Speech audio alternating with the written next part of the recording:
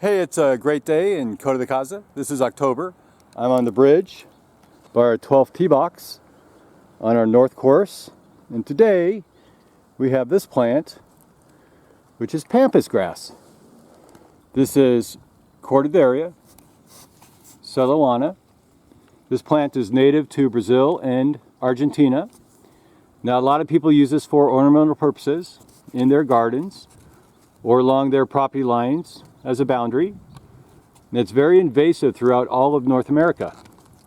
And you can find this along roadsides, cliffs, riverbanks, lots of open areas. In Coto, we find it growing all along our creek for about 7 miles from our north golf course down to and exiting our south golf course. Now, Pampas grass is tall.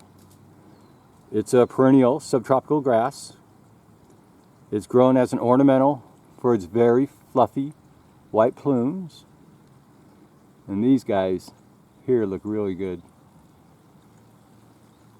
So this was first introduced to the United States in 1948.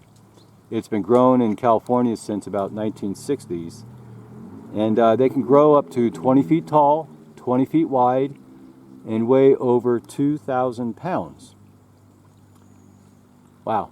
So I'll show you a couple examples we have in Coto, and we'll talk more about this plant. Thanks. Here we have some more Pampas grass along the 14th fairway down in our creek.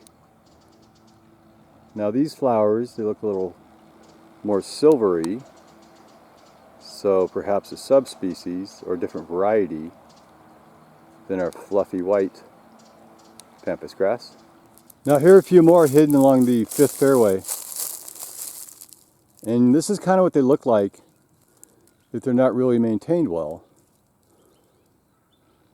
And they do get quite thatchy underneath. Now here are a few more in a very hidden section by our creek. And they've probably never been maintained. And I would guess, based on the size of these, this plant is probably 10 to 15 years old. And it's just got a huge amount of old thatch and dead leaves. So if you don't maintain them, this is what you're going to get. So here are the stalks that I'm holding in my hand here. Now these are about 5.5, 6 feet high. They end up at the beautiful plumes here. Now the first year of growth, your plant will not be as tall and the flowers will not be as hardy, but years 2 through 10, after that you'll get these great hardy flowers. Now a lot of people, they use these for flower arrangements in their home, but just don't cut it off and take it home. If you want to, you can take these and you shake out, of course you pound out or shake out all the seeds. Then you wet it down to get any loose material or dust and debris off them. All right? Then you can cut it right here, just below the flowers. And sometimes people even trim off the top and tie them together like a little bundle for a very beautiful display in your house. So these are, they look very soft and feathery, but you know, you could say they are, but they're also a little bit coarse as well. Now the finches, they love to eat the seeds out of this plant. So that's a good thing we have here. Now the leaves of this plant, we all know they're very long and narrow, and they come to a point at the end.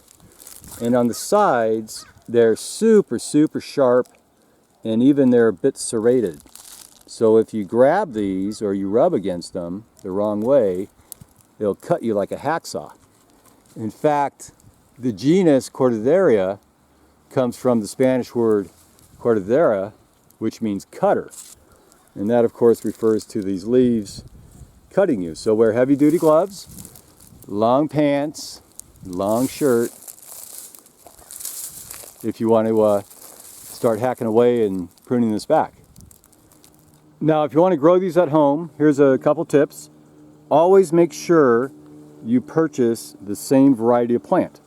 If you don't, you're going to get some that are taller and shorter and silvery and big and white and fluffy. You'll get a whole mixed batch. So make sure you know your variety. These propagate very easily by seeds. You can buy starter plants at your local nursery. You can get a shovel and just hack off a section near the roots and replant it, and that pretty much always works. You plant these guys 10 feet apart. They grow really fast, and you'll see growth basically the first day.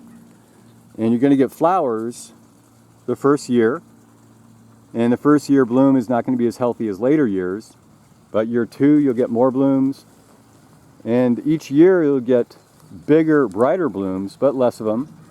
And after about 10 years, they're pretty much done and they're ready to get replaced. Now, after winter, or after they bloom, if you want to take care of these, you deadhead these all the way down, like 6 inches to the ground, remove any dead leaves, and then start over. So these have been pretty well maintained by our maintenance guys. You see a couple dead leaves in there, but not many right here. But if you go further down our golf course in the more wild, hard to reach areas, you'll find big, giant thatches of these that are 10 to 15 years old that have never been pruned or taken care of. All right, so I hope you enjoyed the video on our pampas grass, and have a great day. Thanks, bye.